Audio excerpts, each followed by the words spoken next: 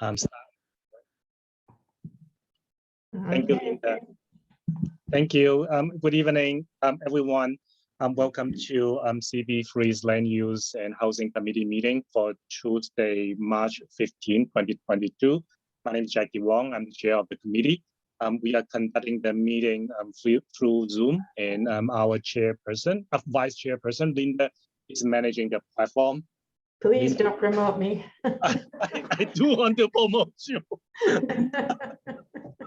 Yes, well, I think by now everybody's pretty experienced with Zoom, so I won't go through all the bloody details. Yeah.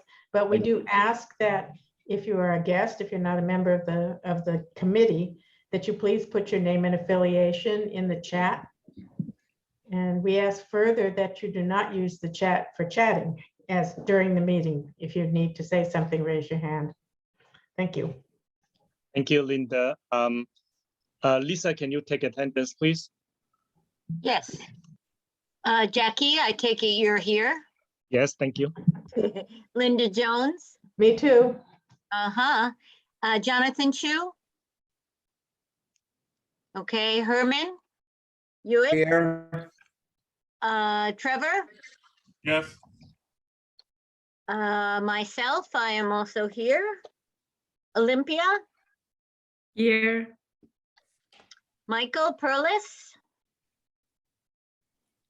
I thought I saw you. Michael, are you there? Michael, we can't hear you.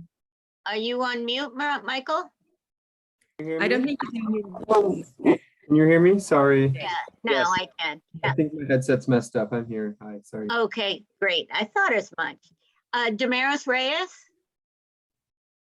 No. She's here. She's here. I'm right. I'm looking right at you. Hi. Oh, sorry. I'm looking at my list of names. So Okay. oh, sorry. You can't just wave. You got to say here or present. Yeah. I did. Linda. What a Thank crew, I tell you. Feisty. We know that. Wow. Anisha, That was right? unnecessary. What? That we're feisty? I thought that was It a was not compliment. directed exclusively to you, Damaris. There were others. I'm sorry. I'm just having a rough day today and I'm not. up for it. I I'm always sorry. thought of that as a compliment. So, Oh, not that we're feisty. That wasn't what it's not a big deal. I don't. You know, okay. Thank you. All not right. a big deal. Can we just move on? Thank you. Thank We you. most certainly can. Anisha, you're here, correct? Here. Okay, Dominic. Here, hi. Hi. And Steve Herrick. Here. Thank you. Thank you, Lisa. Our first agenda is to approve the minutes.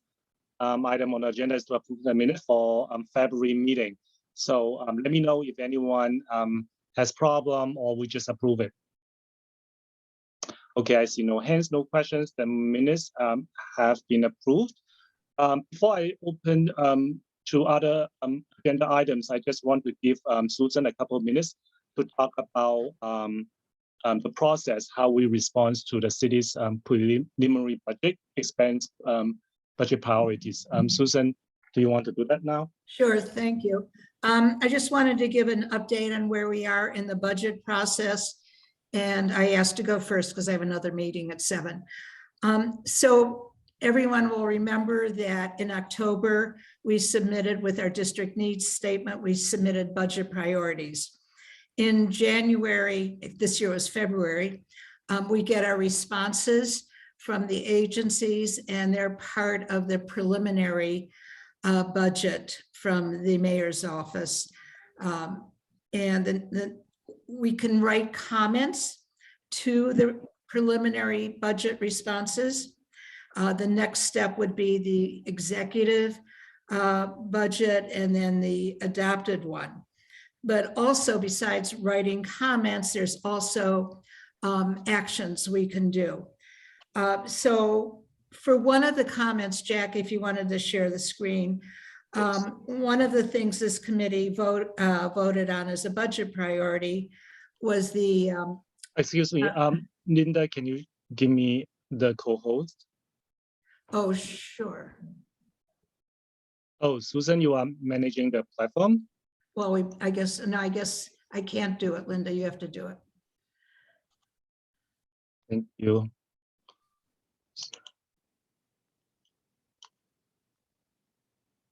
Oh, no, not this one. Other prep.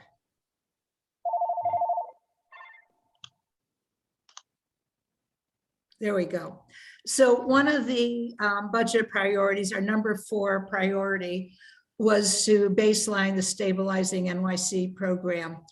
And we sent that to HPD. We were aware that currently and in the past it has been funded by City Council. But what we were asking for was that it become a baseline program with HPD. And HPD's answer was, we have no fund, we don't fund this program, which we already knew is kind of a strange answer. And it's not saying we won't fund the program, they're just saying we don't. So the statement I wrote to, go back to them was basically, we understand that you don't fund this program. Affordable housing is a high priority need, and we're asking you to fund the program. So it's just a few sentences to confirm and further advocate on that. So if you want to read the full response there. Jackie, do you want me to stop while people read that, or should I go on? Lisa has a question. Yes, that's a question. Is it Lisa. possible to make it bigger? It's a little Oh. hard to read. Okay, sorry. Let me see. Is this better? Much better, much better. Thank you. Okay. So do you want me to read it? Do you want to just let people read it? What's best, Jackie? I think people can just read it from the screen. Okay. Okay, then tell me, and after they're finished reading this, I'll just go on to the NYCHA stuff, which will be in just another minute or two.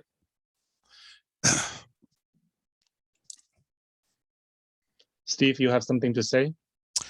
Well, I'm just wondering if we're talking about baselining the program, does that mean that ultimately HPD would end up putting out an RFP and then deciding which groups get funded? Because there's a risk involved in that, Well, this is already, you guys already voted on this. This is just a response.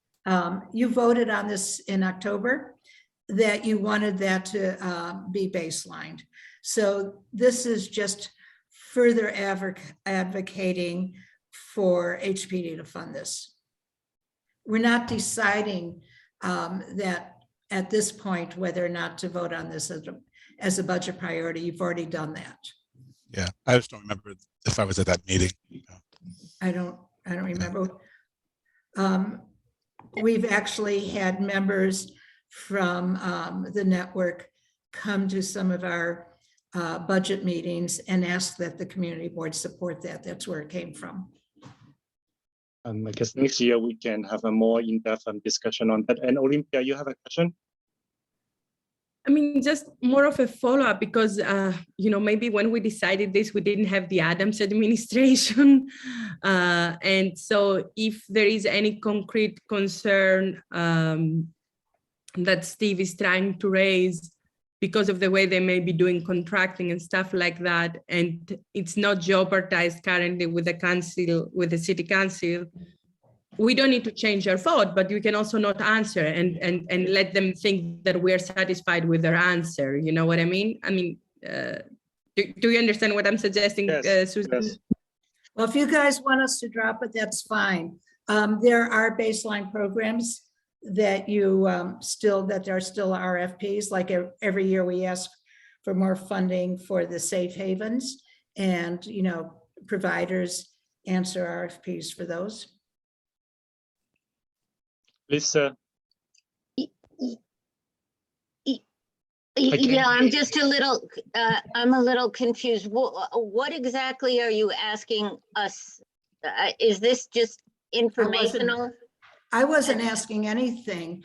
I was giving an update on the budget process, and I was saying I had sent out actually the responses to all the executive committee, and generally people don't respond. So the office writes some of the responses. This is what I wrote. I wasn't asking anything, but if you guys don't want me to send this in, that's fine, I won't. So you're kind of just asking for our general consensus that what you're writing is appropriate. I was just actually bringing this for an update on where we are in the budget process. Okay. I wasn't expecting any consent, response one way or another, but if the committee decides that, then that's fine. Steve, do you have any thought on that? Do you want to keep it or drop it? Or Well, I mean, I go to Stabilizing NYC meetings, and I just don't remember this being an item that has been like a high priority for the meetings. We've talked about pushing for increased funding for the program as a discretionary program. It hasn't been like, the push hasn't been to make it a baseline program. I think there may have been discussions about it, but I don't, no, this is only the community board discussion. It is not about the other organization. It's Right, already but- number 4 in our budget priorities. We Right, sent it in last October as Okay. number 4 in our budget priorities. Let me ask you, Steve, would you rather see this dropped or want to keep? Well, I would want to just like follow the lead of Stabilizing NYC, because it's like 18 member organizations. And right now they're just pushing, I think, for about $4 million for the program citywide to the city council. So that's been their focus. If their position changes, then we'll have an internal discussion on it. But I wonder if Damaris, does she have anything as Right. another funded organization? Be interesting to get her take. Hi, I have a quick question. Thanks for joining, by the way. I'm Ben Haggard. I'm a student at NYU. And this was one of the Thank you, Ben. class. Okay, Yeah. I have no input, but I'm just wondering, is Excuse this, me, I'm sorry. This is the committee member session. So Damaris, can you go first? And then we'll go. This is actually an internal discussion. Damaris. Ben, if you're not aware, it just means that the committee speaks first and then the public gets to speak after, okay? oh, sorry. Okay, thanks. It's okay. I mean, really, I mean, if the question is that this is their response, this is what you're putting in, Susan, you just wanted to inform us. And you're not looking to respond back again. I don't really have, I mean, go ahead. I haven't sent this in yet. If you Oh, guys, okay. if you don't want me to send it in, I won't. This has not been sent in yet. So can I just ask then, is this only in relationship to Stabilizing NYC, or is this the program that you chose to highlight to make this case about increased funding? I looked at their responses, and I'm going to look at tell you about the NYCHA ones next. So if Right, you guys. what I'm saying is it speaks only to Stabilize NYC. Oh, no, and this- there were other programs from other committees that were also commented on. It depended on what the response was. And if the response was, yes, we're going to try and do this within our budget, I didn't answer.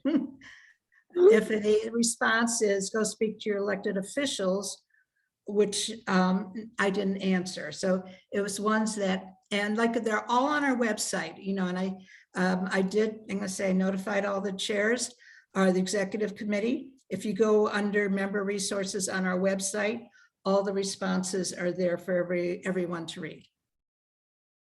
All right.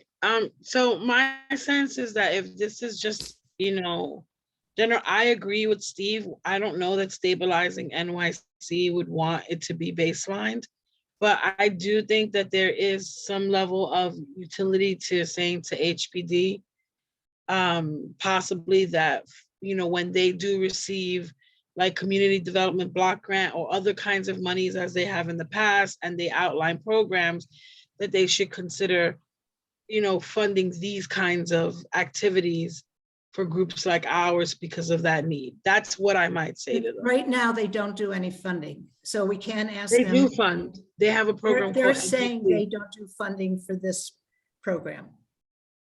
Right, and that's why I asked you if this was specific to Stabilize. Oh, I'm sorry. I didn't understand what you meant. Yes, it is, because that's what you guys voted on. I'm sorry, I didn't understand your question in the beginning. Yes, it is. a response to an answer on what you voted on, which was that specific program.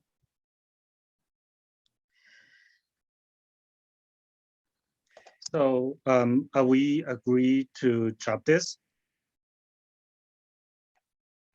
What do you mean, Jackie? Like end the conversation on this or just not respond to this? Not respond. Or you want to change the language? I would say maybe the last sentence should not depend entirely on yearly city council discretionary funds. Like that HPD, should perhaps provide additional funding towards this program, Well, can I ask another question? I mean, if this is an initiative, if we're talking about Stabilize NYC, which is an initiative that comes from the city council, HPD really just administers the program. That is really all that they do. They set but the funding and the narrative for the program, it comes from the council. So if the council doesn't allocate the money, the program goes away and HPD could care less. So that's what we're saying is that we want HPD to fund it. That's what you guys have said. I don't remember saying that. So, but When that's you okay. voted on I get it. October. But what I was going to say then was, does this have to be directed to HPD? That's all. It does. Okay. It does, because that's the agency that would be dealing with it. And that is what you already sent it to when you voted in October for HPD to baseline it. You went to HPD.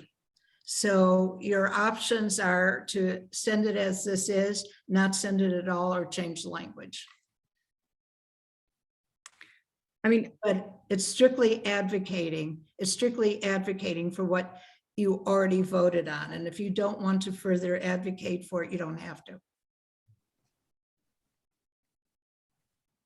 Olympia, you have something? Drop it. Yeah, I just move it from everything that you guys are saying here. It sounds that we should drop it for now, but maybe put it on the agenda and invite appropriate people and decide how we can advocate for this for the next year priorities that are going to be very soon, actually, Okay, so. You already moved to drop it, right? Right. It sounds like it's better not to answer for now, Susan. Okay, that's fine. Let me just tell you before I go, there were a number of priorities that the committee voted on for NYCHA. There was waste management and elevators and that sort of thing. And for every one of those, the response was the agency supports this request, but funding is not available. And then further said, in order to fund this initiative, contact local elected officials for appropriations. So what I wanted to say for those, you do have the option to meet with elected officials and advocate or find out the status of funding for NYCHA. That is something that the committee can decide to do. Thank you, Susan. And Trevor, your hand is about HPD or about NYCHA? NYCHA. NYCHA. Okay, go ahead. This is more about the procedure last year and how much we want to advocate for something that's symbolic, because I know we discussed this at length, knowing what the response would be, and we took some things off the list. And I don't know if that impacts our list when we know it's not going to be funded, or if it's more important to be symbolic and put it there when we know we're going to get this response. It depends, one, on how many other things you want to have on the list, and the order makes a big difference. But yes, I mean, we knew this exactly would be the response. And that's why I'm saying if you want to continue further working on this, you can meet with elected officials, ask about NYCHA funding, and advocate for NYCHA funding. I guess I'm asking for planning is that we know this is not going to be, then they're going to punt this back to us, say, go talk to your council member, basically. Right. But you can do that. But is it wise to keep this for symbolic reasons, or are we wasting spaces? I think that's up to the committee. I don't say that. I don't think I can say that. I think I was, predicted to you what the answers would be, and gave you the information to vote as how you wanted to vote. And Trevor, that is the experience we learned. So when we plan for next year's budget priorities, we can refer back to our experience this year. Yeah, but just one thing referring to that though, because if our elected officials look at our priorities list and they don't see it on there, does that have a negative effect? So I'm going to suggest that you meet with a few of them and talk about that. Okay.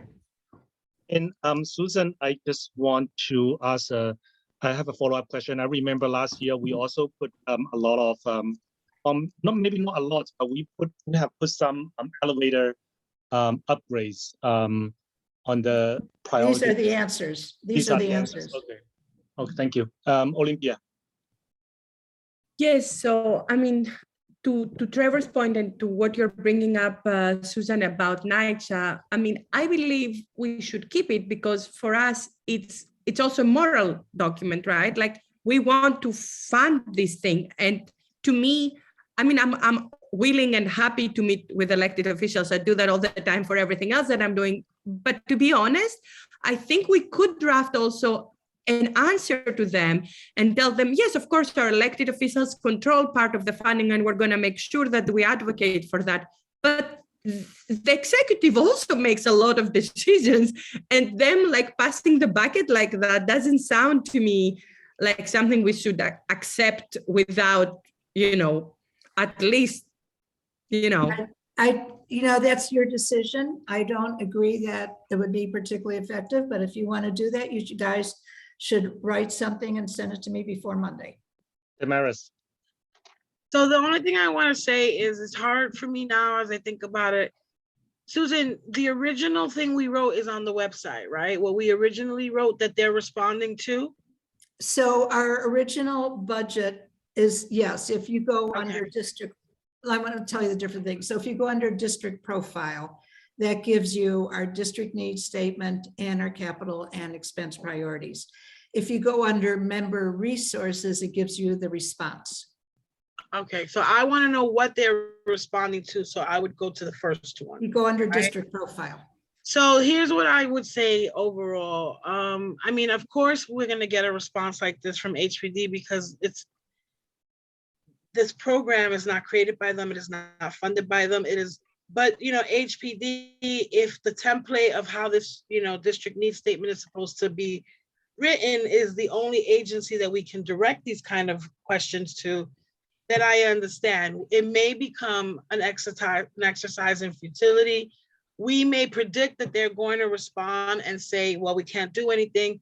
But my experience has shown me, and I have seen this, folks have gone to the district needs statement to see what the priorities are of the community. Yes. And that's the point that Trevor, I believe, is speaking to, which is like, so we know they're going to say no.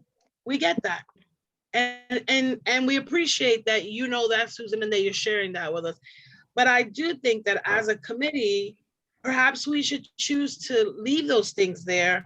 We don't necessarily have to respond, but we should include them because, again, it does give the elected officials and others a sense of where we are as a community in our priorities. And unless it makes us look totally foolish, we should leave it. No, so first of all, I'm going to say personally, I actually agreed with having some of it there, but I also want to specify that you're talking about two different things. There's the district needs statement in which you can advocate things and talk about the needs, and then there's a list of priorities.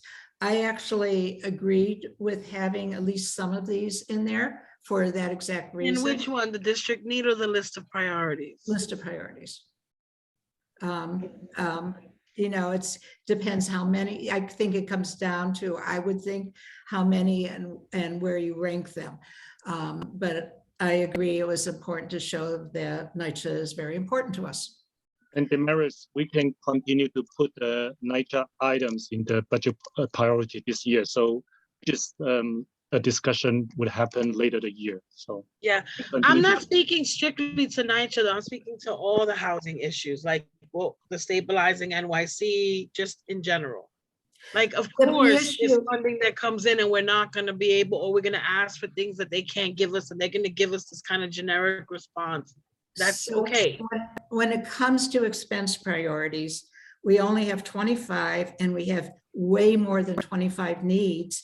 And we have many that are not, that are real and necessary that we have to. So that's where the issue comes. When it comes to capital priorities, we have 40, so you have plenty of room to put anything you want. When it comes to expense, we don't. And Damaris, keep that thought and bring it back to the committee in October when we discuss the budget It priority. doesn't matter to me either way. I'm just, I mean, I'm not pushing to include it if Agreed. there's no space. I'm just saying that if we are including it and we already know the generic response, I'm okay with that because I think it shows where we land. That's it. So Okay. I'm not advocating either way, except And for that that. was kind of my Olympia. purpose in updating you, just to say, hey, this is what's going on. This is where it is. Thank you. Thank you. Susan, I had one more question. So just so that we understand, what kind of things do they do fund? Like if we, as we say, we only have 25. Olympia, so I'd have to go to another meeting, but one, I can talk to you about it offline. And two, you could actually look at the responses. And Okay, this so when they say thumbs administration, up, that's the kind of things they want us to put in the future or something. no, it's not a question of what they want. It depends on, like we know some things are symbolic and it depends on funding.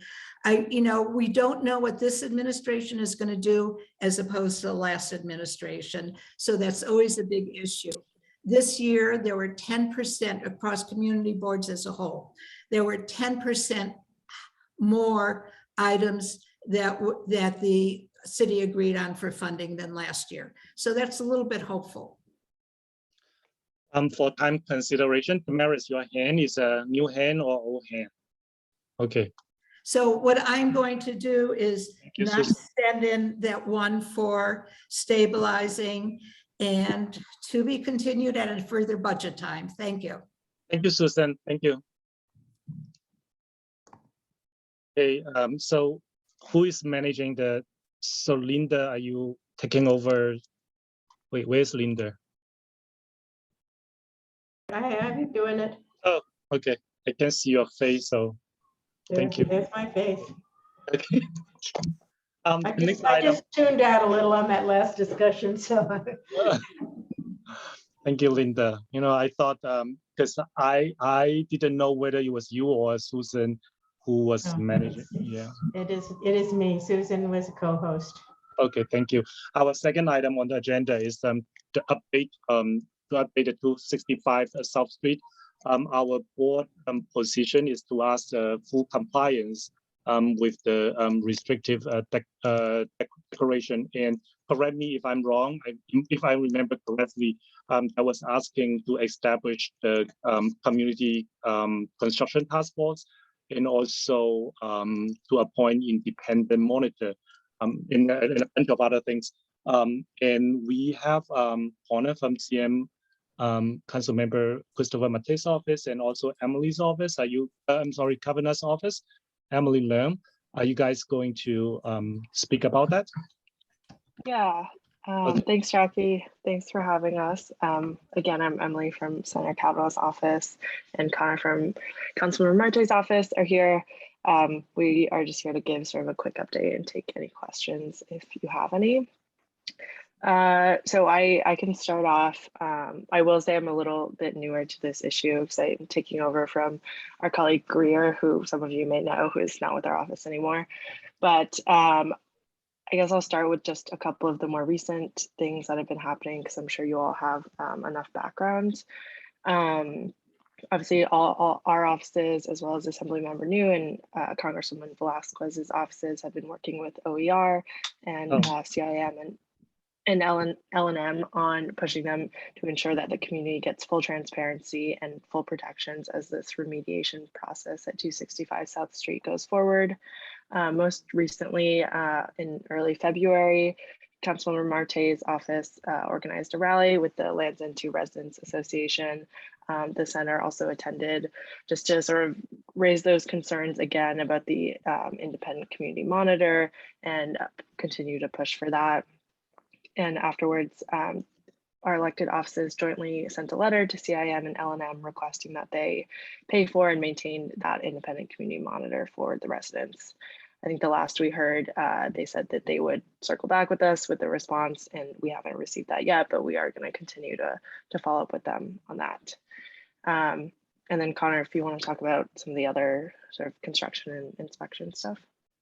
Sure, thanks, Emily. And yeah, I'm Connor with Councilmember Marche's office. Yeah, and just to be clear, you know, I know you all are well aware of the restrictive declaration and how it has a couple of requirements that come prior to construction, including, like Jackie mentioned, the Community Construction Task Force and the independent monitor. And just a clarifying point, the independent monitor that's part of the restrictive declaration is associated with the construction of the new building. And what our letter detailed was a community monitor for the remediation portion, because we you know, there was a gap in the kind of transparency that a community monitor brings in that process.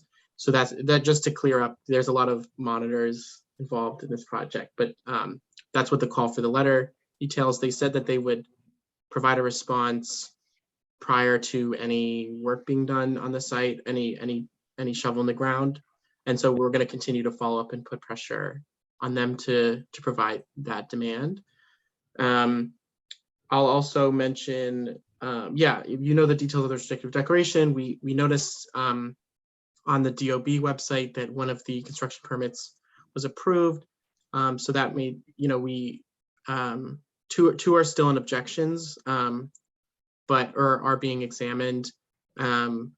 We reached out to DCP, who's kind of in charge of making sure that the restrictive deck is abided by, and they're well aware of the project, and their lawyers are in communication with LNM to make sure that that everything is, you know, everything that the restrictive declaration requires happens before construction. So that just raised an alarm for us, but they're aware that no permits have been pulled. There's a couple steps between approval of the filing and an actual permit being pulled.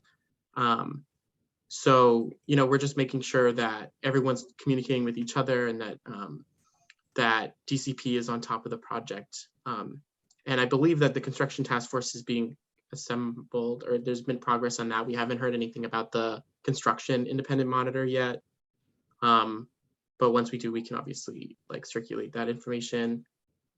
And then something related is, you know, with Land's End 2, the two developments as part of Land's End 2 that are, you know, on the same lot essentially as where the new building is going to go.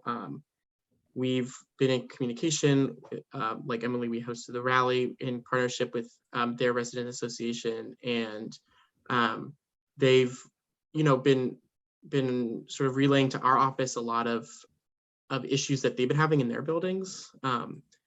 You know, they have just, you know, what they fear to be structural issues, and just other HPD and DOB related issues in their buildings that they found this is a good opportunity to raise some awareness around those. So we got DOB and HPD to inspect those buildings.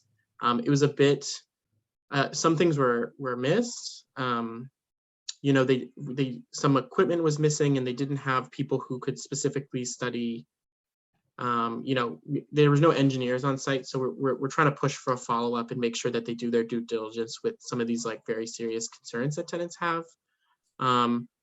And so, you know, we want to make sure that they are perfectly safe, given that this new development is going to be built up right against their building. So that's kind of another piece to the puzzle that we wanted to make sure that they're feeling represented as well in the process. I think that those are the majority of the updates. When we, you know, we'll continue to push for our letter about the remediation monitor, and continue working with the residents on site, and make sure that the restricted declaration is abided by. and, you know, do everything we can to address any other concerns that we hear in the meantime. Thank you, Connor. Thank you, Emily. Question, Trevor. Trevor, go ahead. Yeah, I've got a few, and thank you, Connor and Emily, for that update. We've been trying to get some answers, and you have provided quite a few that we want to able to get. Just a couple of things. Have they determined who the developer is for the Lands End 2 property? Yeah, so there was, you know, there's, if you're referring to like the trade or the sale article about the Chetrit group, yes. Or are you talking about L&M versus CIM?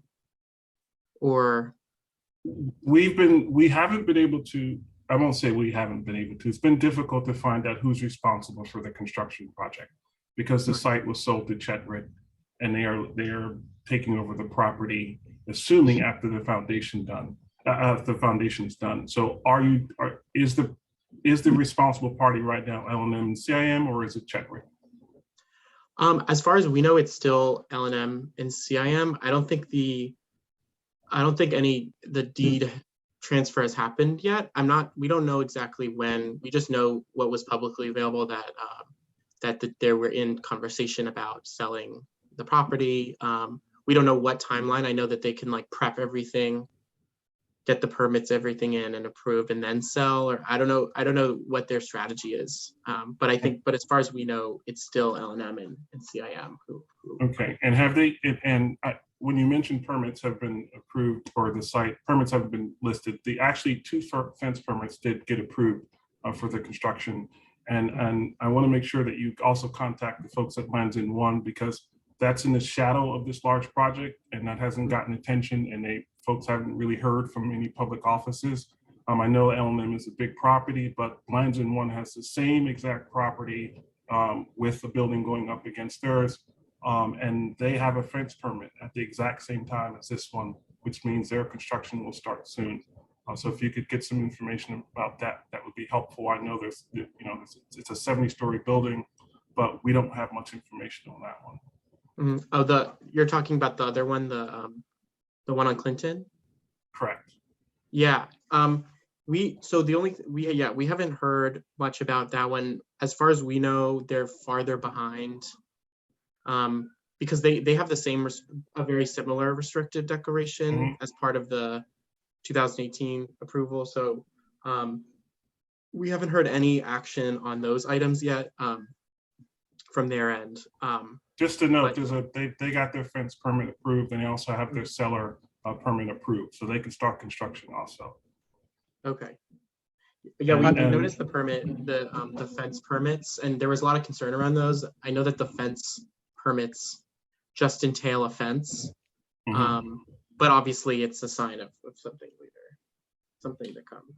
Yeah. Right, and I'm trying to speed it up. The independent monitor and the construction task force, as you mentioned, aren't specifically for the Lands End 2 property. It's actually for all 3 properties that they have to abide by. And I'm glad you're pushing for a separate independent monitor for just the remediation portion, because the independent monitor that they're going to put for this is actually for all 3 construction projects. So I'm glad that you're pushing for that. Has the zoning been approved for either of the properties, or to your knowledge, has it been approved? Because I know that's an issue, because that's a signal of the start of the actual construction of the building. So I was wondering if the zoning had been approved yet.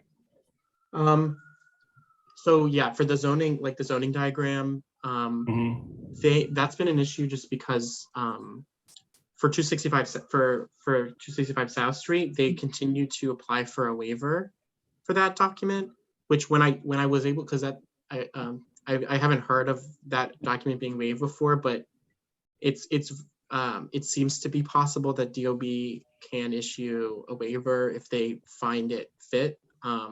But they have yet to approve the waiver, but they have also yet to approve a zoning diagram. So it's not like I haven't been able to see a zoning diagram yet. Okay.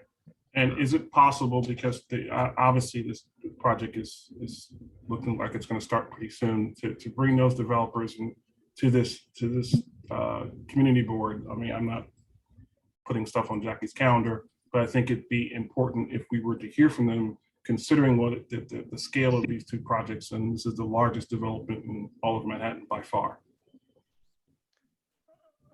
If I'm gonna let Connor to respond later, but if I remember correctly, according to Susan, L&M is gonna introduce the new owner to the community board after closing, and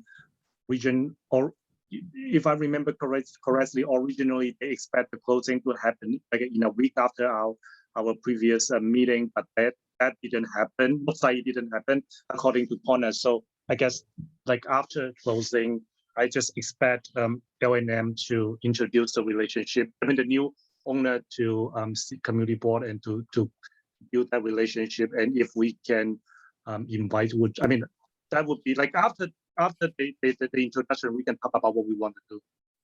Yeah, it's just that the problem that I'm a little concerned about is that they're going to build the foundation, and that will take months, and then the transfer will not happen until after the foundation is complete, just so they can qualify for 421A, and then that'll be months before we even see anybody at the community board, and that's actually for both sites, since they both have fence permits and they both have seller permits approved. But I'm not saying, Jackie, to put it on. I'm just saying if we could ask, because I know it's a difficult task with who owns what, and and obviously the little bit of drama that's behind both of these sites. So we can always ask. Any questions from other committee members? I have a suggestion, Trevor. Would your concern be addressed, since we don't know who's the owner? We know who has the contract, so invite the company that is doing the work, the contractor. I'm looking for my unmute button. Yes, I'm unmuted. Yeah, I think that's a good suggestion also. So if that's possible, Jackie, maybe invite them if also the council member and the senator think it's... Let me talk to the district office and see what we can do. I think that's a good idea.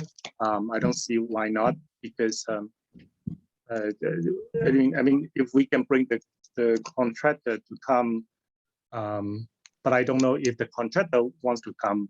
I just have to talk to the DO and see what we can do. So give me a little bit of time, and Trevor, I can have this conversation with you offline to see what is the best way to move forward. Sure. Yep. Any other questions? Okay, no. Okay, thank you, Connor, and thank you, Emily, for joining us tonight and sharing the update with us. Thank you so much. Thank you. You can reach out to our offices if you have other questions. Thank you, Connor. Thank you, Emily. And the next item on the agenda is the green questionnaire. So if you have filled out the survey, you should have looked at the questions already. I guess the second part of it is just the general housing questions that we always want to update. Dominic, how do you want to do this? Do you want to finalize the green questionnaires first tonight? And then we'll spend another month or two to work on the second part of the questionnaire, or what do you want to do? Oh, yeah, so let me just give an update of where we are, and I can share there's some questions that that I think we need to hold on. Let me close the door really fast.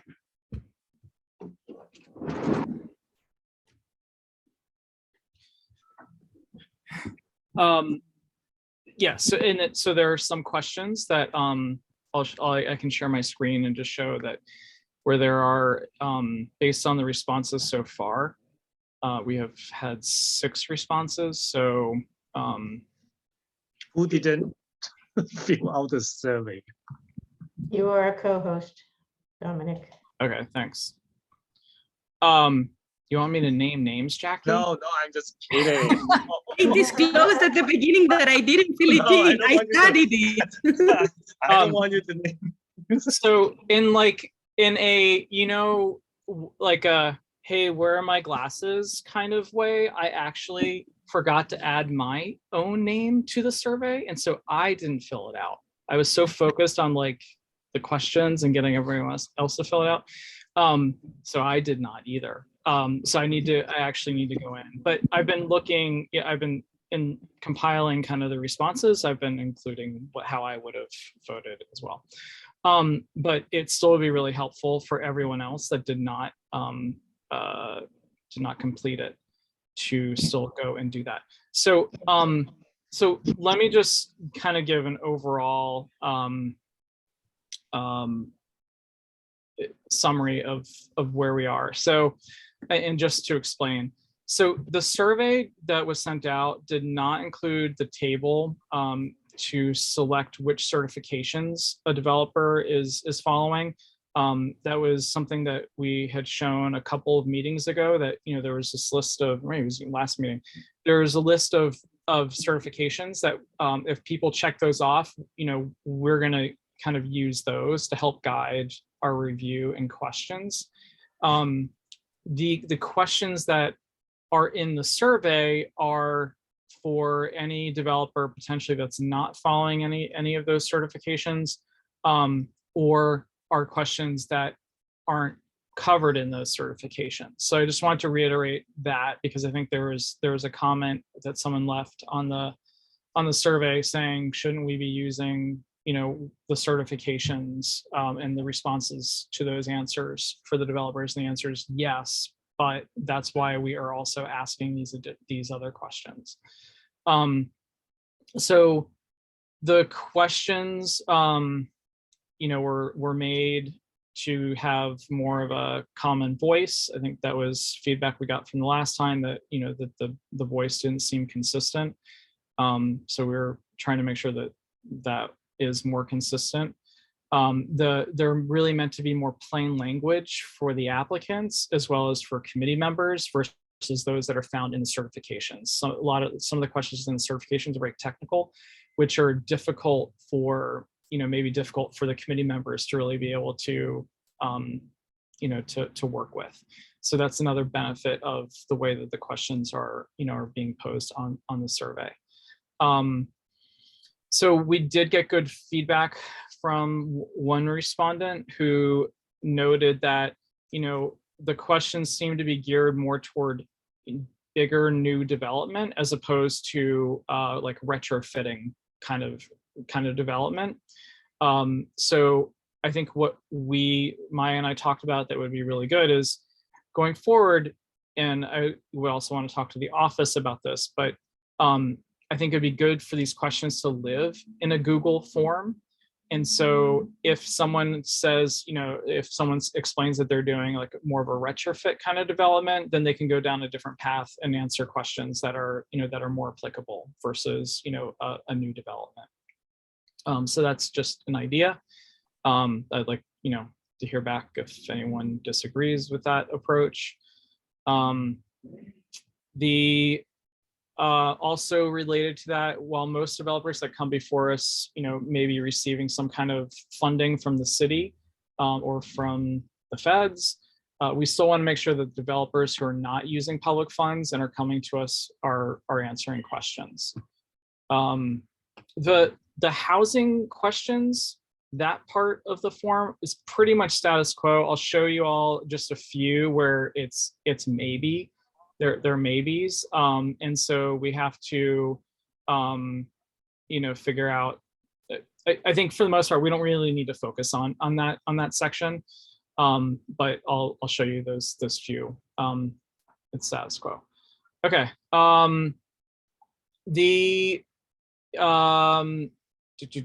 Okay. So one thing that was interesting is that the bulk of questions around resiliency and preparedness were deemed least important. So I'll show you in the spreadsheet that I'm going to share, you know, where, you know, which of those questions would potentially be removed based off of the response so far from folks. And I think it's worthy of a conversation.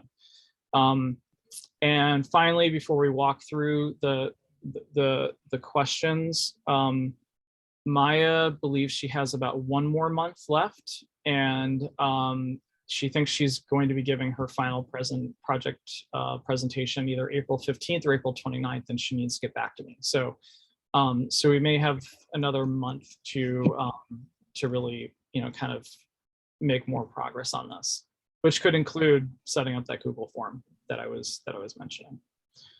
So let me share my spreadsheet. Give me 1 second.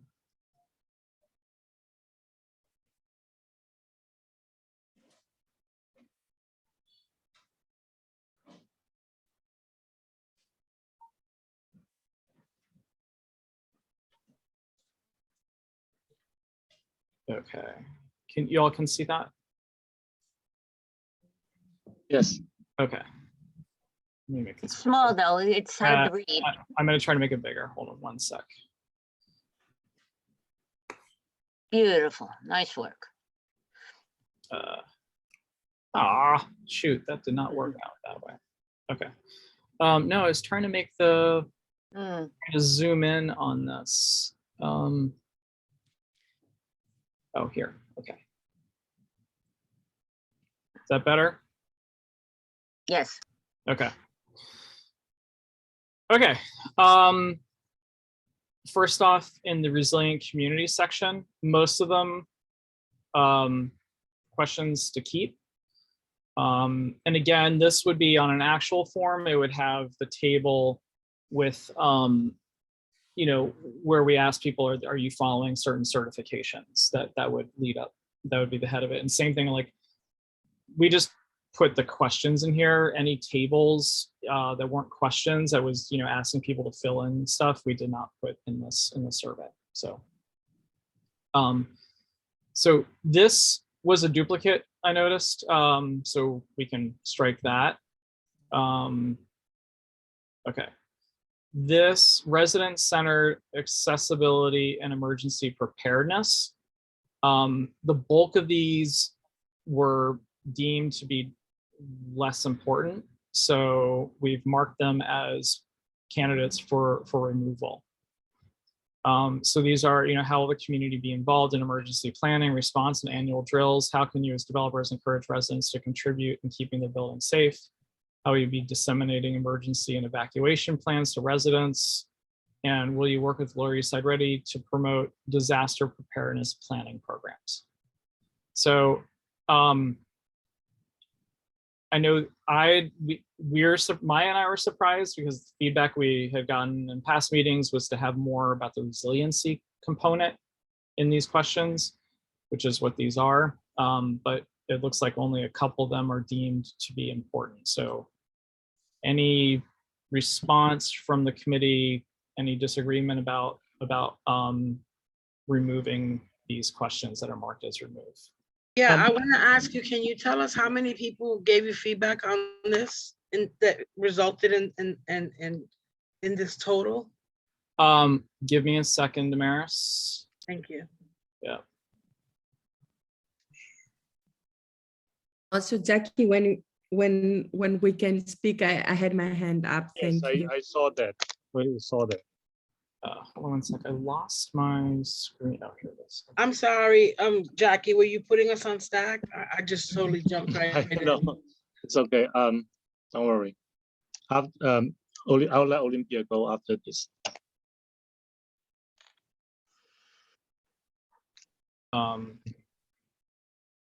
Sorry.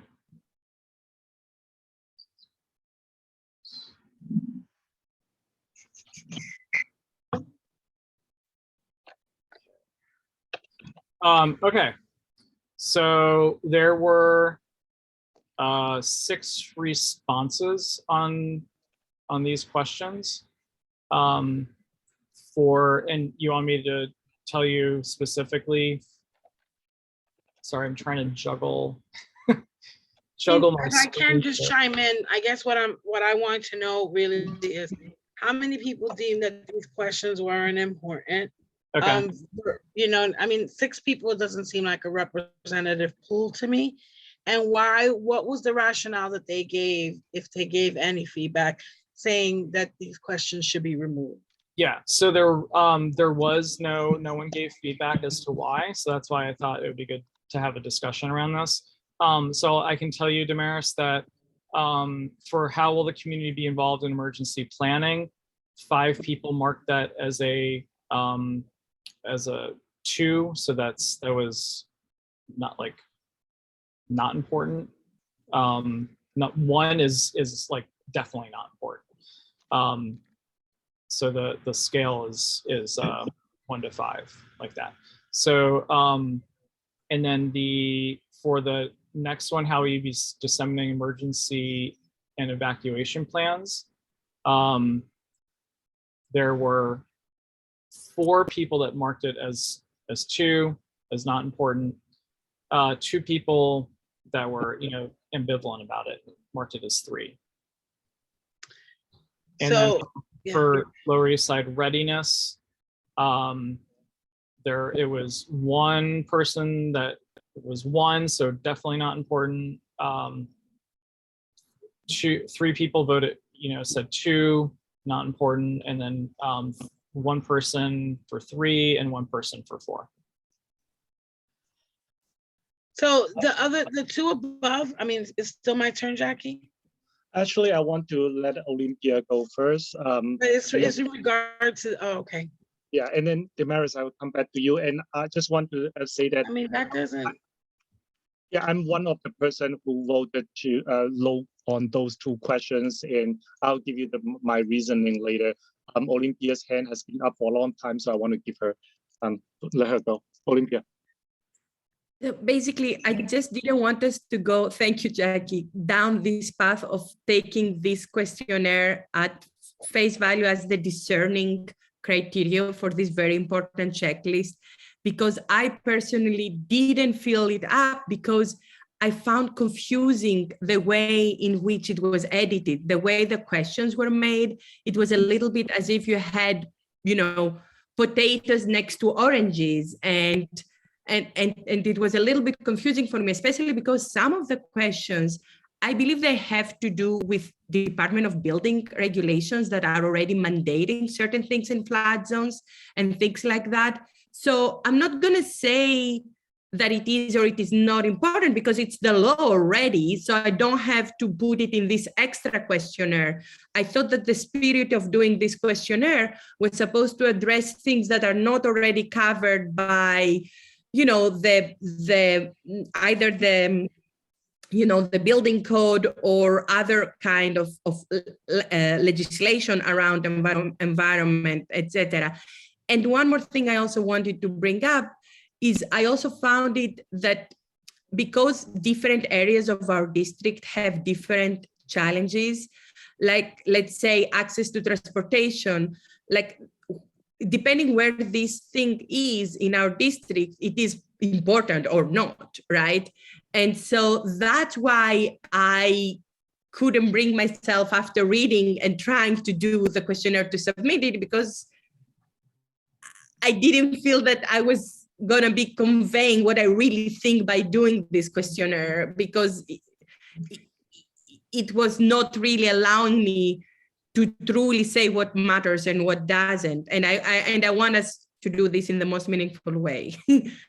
Thank you, Olympia.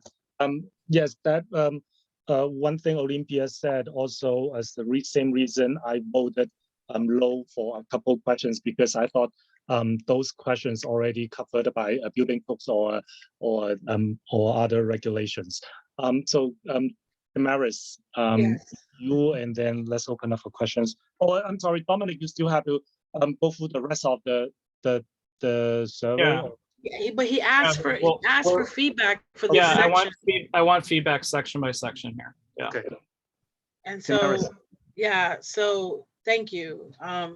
So for me, I don't know what regulations exist that say that they have to do any of these things. So that I think is not real.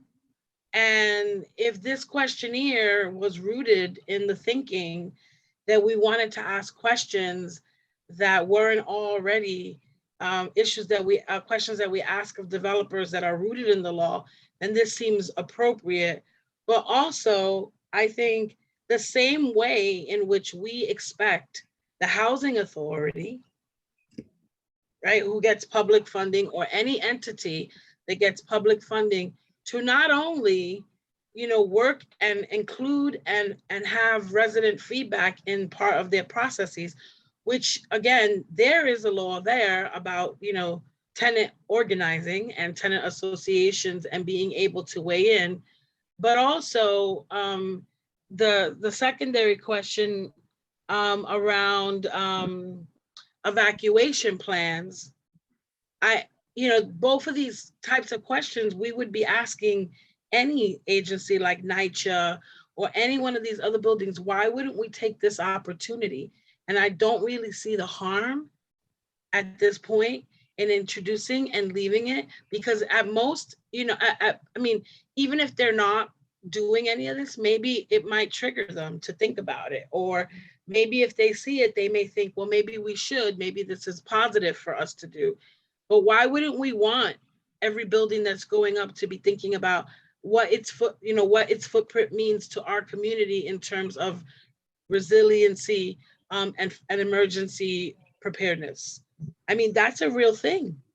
Thank you, Damaris. And Dominic, besides certain points, I feel like it was already covered by law and regulations.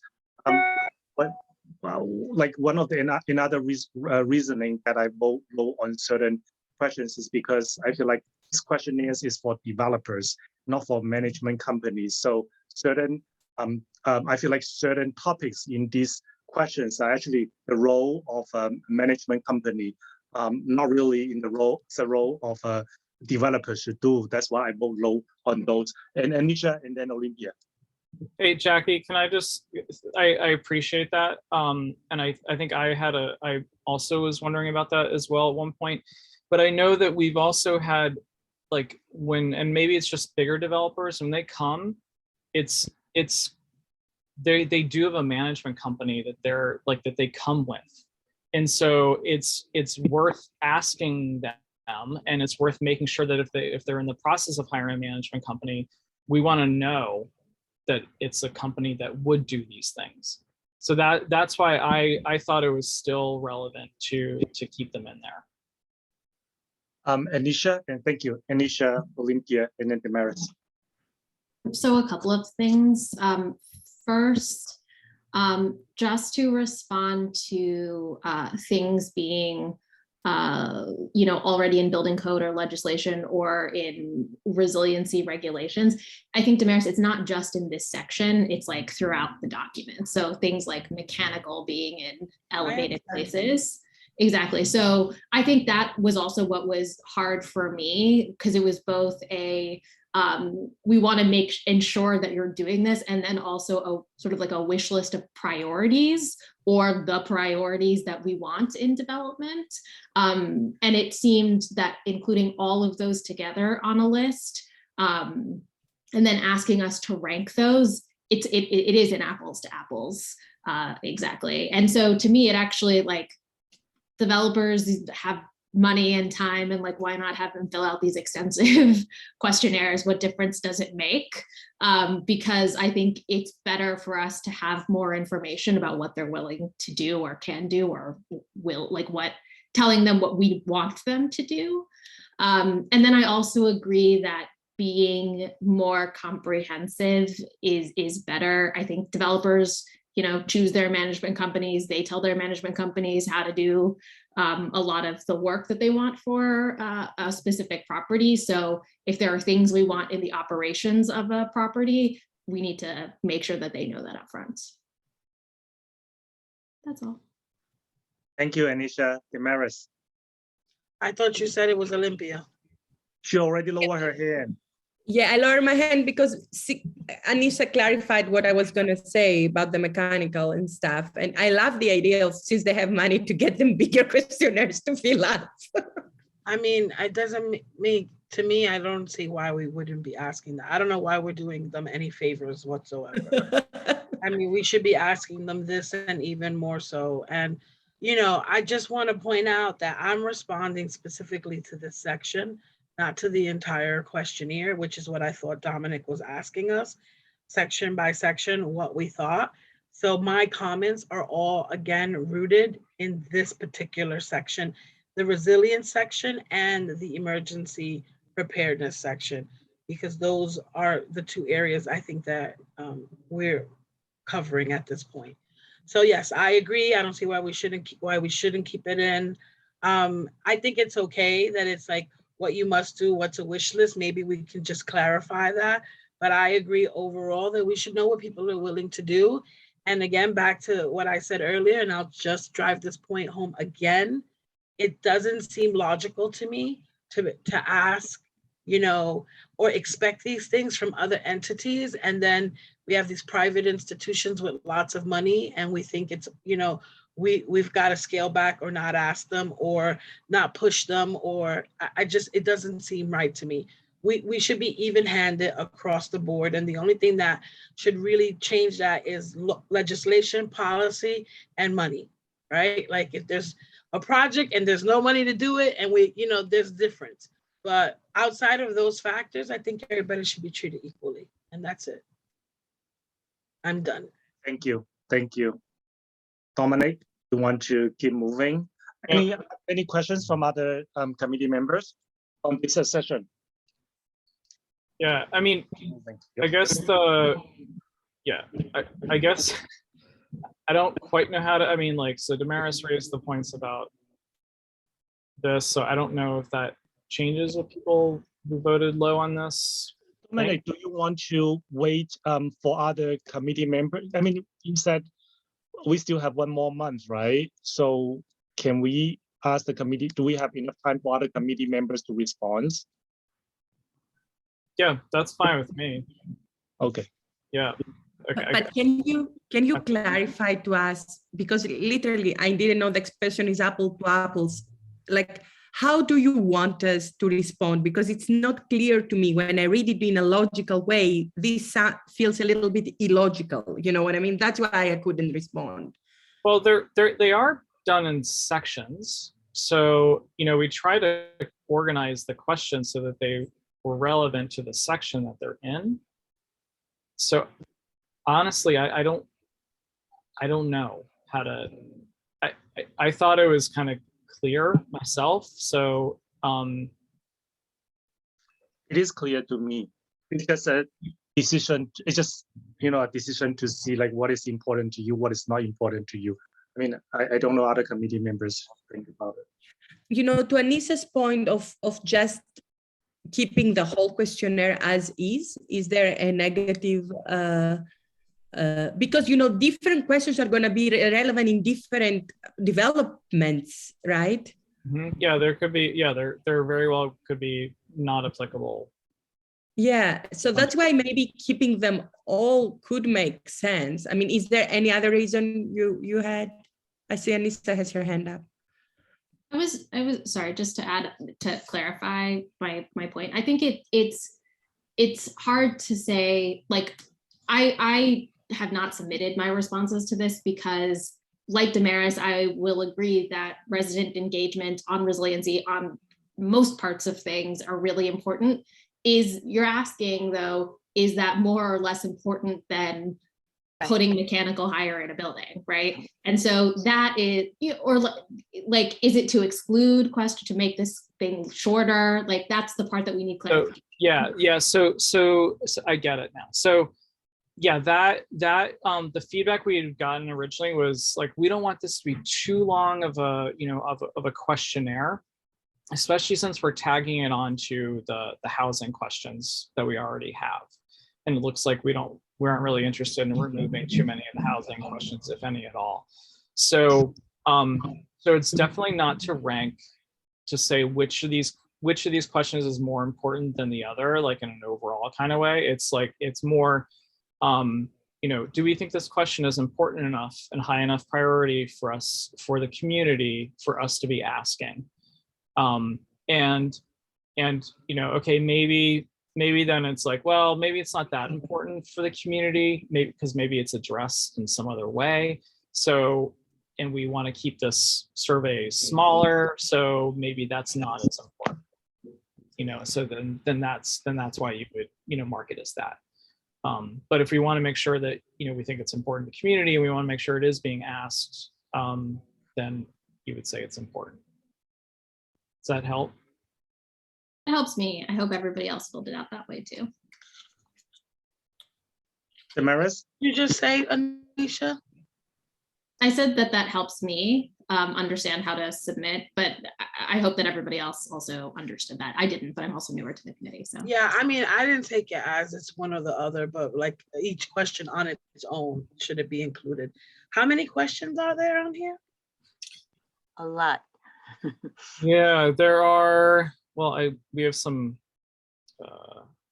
so before the housing ones, there's about, because I can't remember if it's 5 sections or 6 sections, there's about 28 questions. And I think I mean, I have a very different perspective than, I mean, you know, you should, to me, it's 28 questions. They have resources, they have staff. If they don't, they shouldn't be doing this project, any of these projects, if you ask me. So I don't think it's multiple choice. We're not asking them to write essays. We're not asking them to elaborate. I don't see what the downside is in asking as much as we need to. I mean, obviously, we're not going to ask them like, what's your favorite color, you know? But like all the relevant questions that we think, I would err on the same, along the same lines. I wouldn't really minimize them unless there really truly are questions that need to go. So I mean, how about we do this? How about we do it, test it, and see how people respond to it? And we can do that for a few months. I like that. But just to clarify, because this may change that suggestion. We do ask a lot of questions where we want them to, you know, where we want them to elaborate. And so that means as the committee, you're going to have to go through, you know, a number of answers. And so I think that's the concern about, you know, like about the questions. But if they're important questions that we should be asking, you know, then we should be asking and taking the time for that. Lisa, Lisa, you lower your hand or your hand is still up? Well, Jackie, can I just finish? Because I never feel I don't know what's going on today. Sure, Damaris, go ahead. Mercury is in retrograde, okay? Now I forgot what I was gonna say. Damn it. Sorry. It's okay. When it comes back, you can raise your hand again. Thank you. Lisa and Michael. I was just going to make the point that they're not short answers. I'm sorry. You broke up. I couldn't hear you. Never mind. I was just going to say what Dominic said. Okay. All right. Thank you. Michael. Yeah, I just wanted some like clarity on, I guess, because we will be reviewing all of the answers to these questions, and Dominic, if you could remind us if there's like a trigger for who has to fill out this form, if there's like a number of units or something, just because if there are 28 questions and some of them are like describing how the developer is improving neighborhood infrastructure and things, I think it could become like a lot of content to review depending on development trends. So yeah, you're so I actually don't know what the trigger is. I don't think it's about a number of units. I think it's based on applications that are being submitted. Yes. But that was also, Michael, to your point, which was, you know, the idea if we did put this like in a Google form, we could reduce the number of questions that people get depending on the type of application or the type of response that they provide to a question that you may not need a number of other questions. And if I remember correctly, previous meetings, we actually discussed this. We don't want the questionnaire to be overly lengthy. I think we had that discussion before. Lisa, I'm going to go to Damaris. That was mentioned. Yeah, that was mentioned, Jackie. But what I'm saying is I don't know why we feel that way, other than the only thing that seems logical to me is what Lisa and Michael said, and Dominic, is that some of the other questions are lengthy, but even then that's not lengthy for us. I mean, it's still, how many do they have to respond to in writing, and how many of them are multiple choice? I like the idea of if we can set it up that, you know, you answer this, and so now you don't have to answer this next section.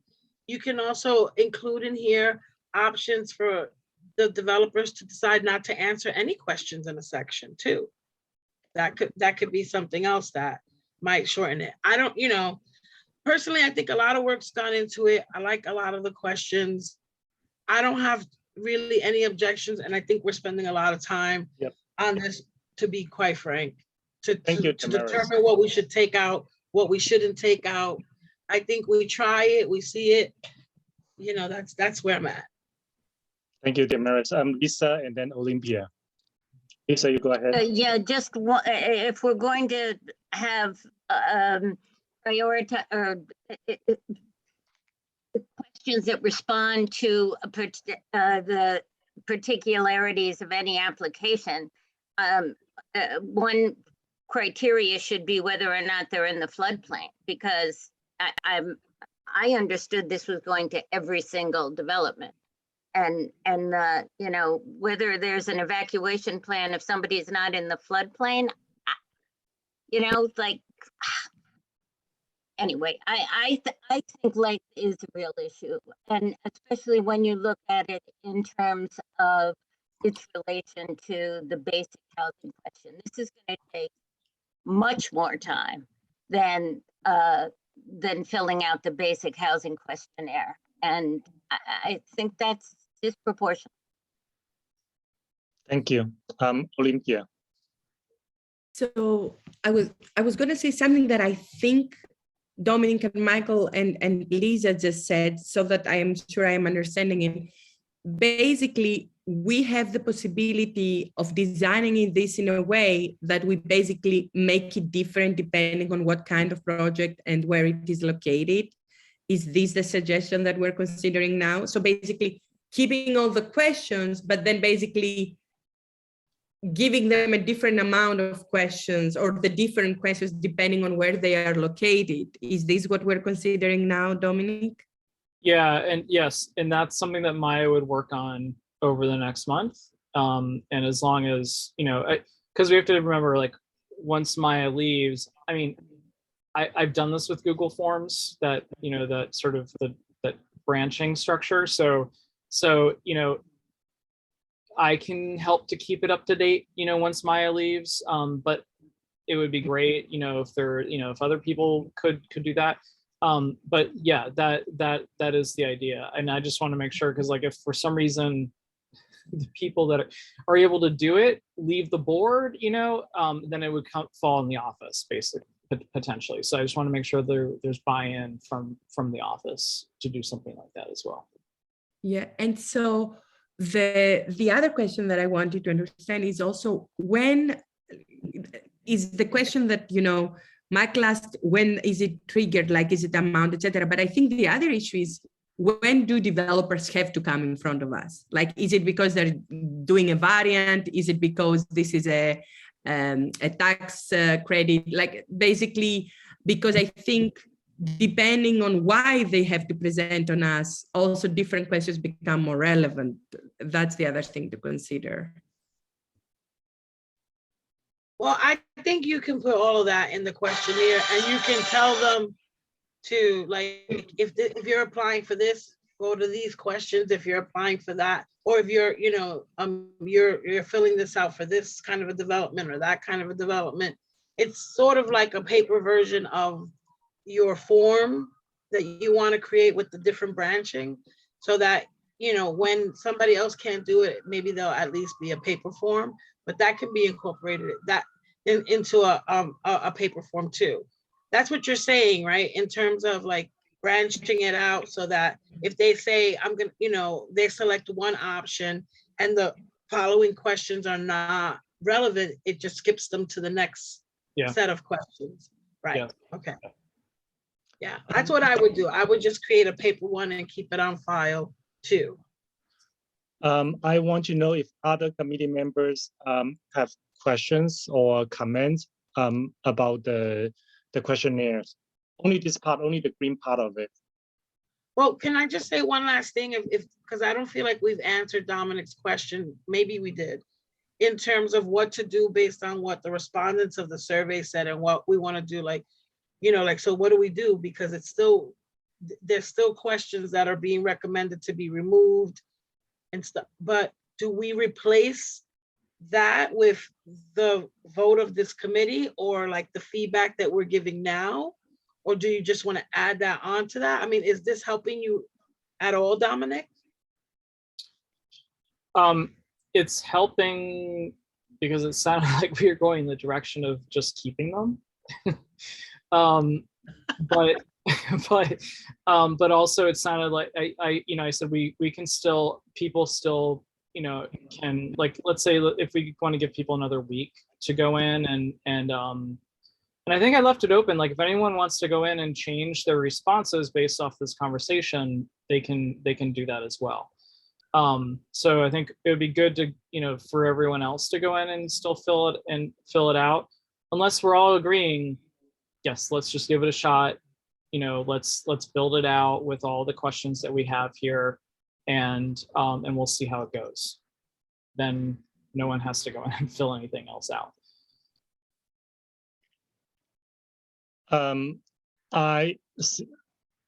Olympia. So basically, I think that with the understanding that the office, you said you need to have their feedback about the branching approach, I move to approve that. So basically keeping them all, but with the understanding that we're going to be doing, editing it in a way that the relevant questions are asked to the relevant projects, like. I think since Dominic already, asked for the survey, so I feel like for those people who have not filled out the survey, let's give it one more week for them to fill out the survey, and then we decide what we want to do. Then does it make sense to other people? Like I don't know if other people are interested in, more people are interested in filling out the survey. Let them do it.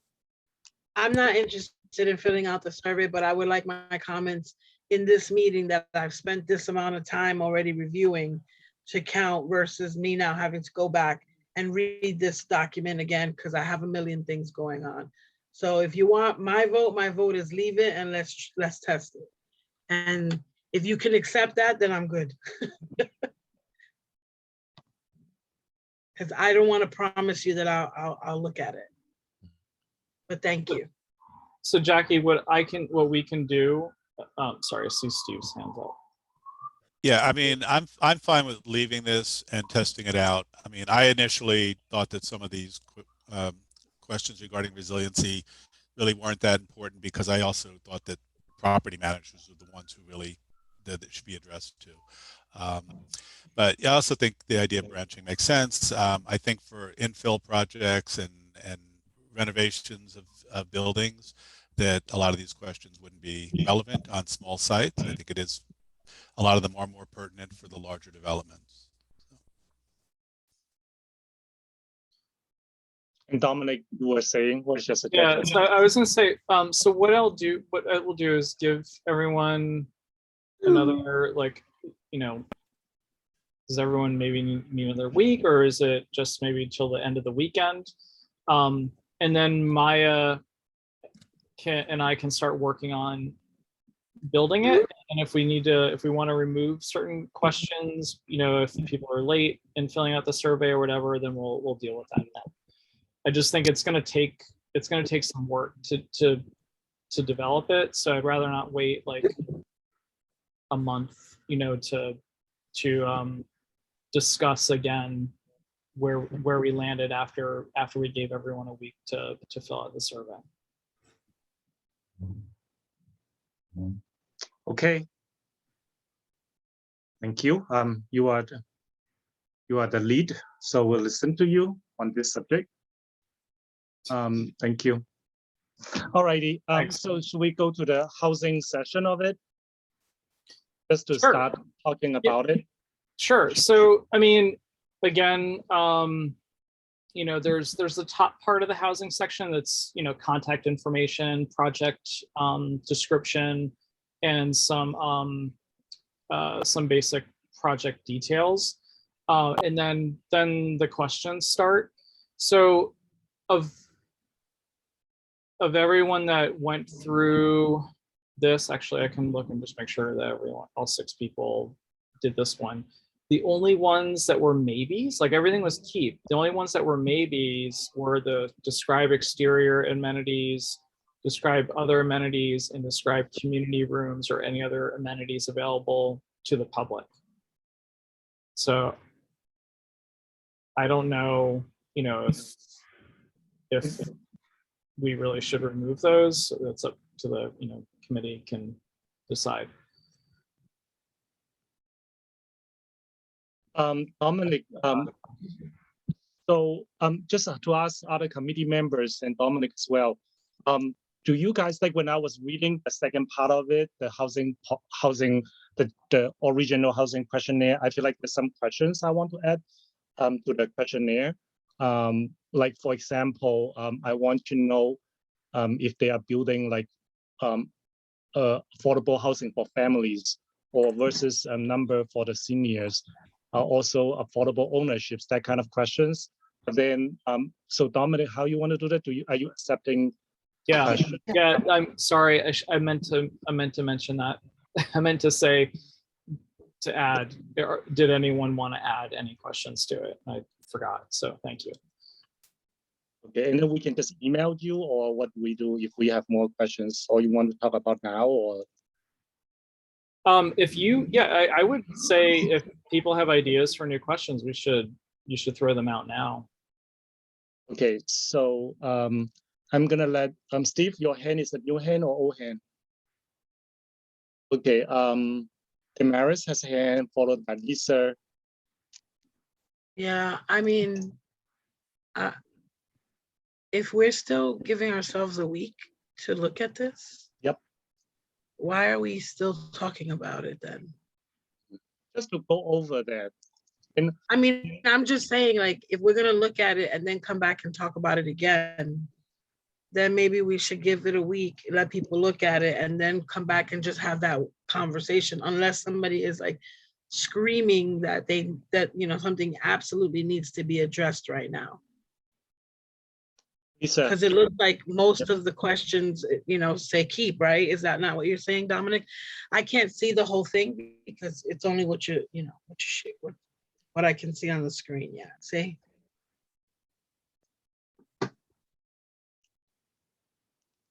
Yeah, Damaris, I think it was more, Jackie brought up that there are questions he thought should be added that aren't on here. So that's why I was saying it would be good to throw out for him to share those, and anyone else that wants to add them to share those now with the committee. Oh, I wasn't responding to that though. I'm sorry. Yeah, and so then I was also explaining before, like Maya would need to start working on this, and we can't wait until next month when we meet again. So it would be good to have the discussion at least about adding questions now, so we know.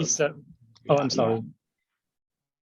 I didn't have any questions to add, but I did look over the form as it is now, and I had comments that were more wording questions and layout questions and comments about how the form could be improved. And I could send those to you because I think that would, for instance, you know, now there's a chart that asks how many units and what's the rent on this unit and stuff like that. How large is that unit? And then it has a separate question about how many affordable housing units are there. It seems to me that should be in that same chart. So you would see, you know, there's 12 studios and 4 of them are affordable, you know, right there. So things like that I think would just make the form better. Okay, so, yeah, please share those with me. Okay, thank you. Olympia. Yes, so again, in terms of different projects, have different, you know, priorities. Like for instance, of course, I oppose the idea of not asking the questions about the amenities, because if someone is getting something because they're doing a privately owned public space, a POP, or if someone has a restriction in their deed and they need to provide in perpetuity a publicly accessible amenity, public space. We had this in a couple of projects, and there was especially one that I forget where it was located, but they had to give as part of the agreement a public facility, a public amenity, but they didn't come to the community to figure out what was the best public amenity to give. And they had just, randomly found a nonprofit just to fulfill the requirement. And that's why, for instance, the Arts and Cultural Committee had said, why didn't they come here? This way we could give them feedback that actually that area doesn't have, let's say, enough after school, or it doesn't have this or that. So I think there are certain deed restrictions and places where we have public amenities or POPs, like privately owned public spaces, that then it becomes relevant that that project needs to answer that question. And so that's why, again, here, the ones that you're asking, should we be dropping them? In some projects, that's the question to ask, so if you drop it, then we cannot ask the relevant question.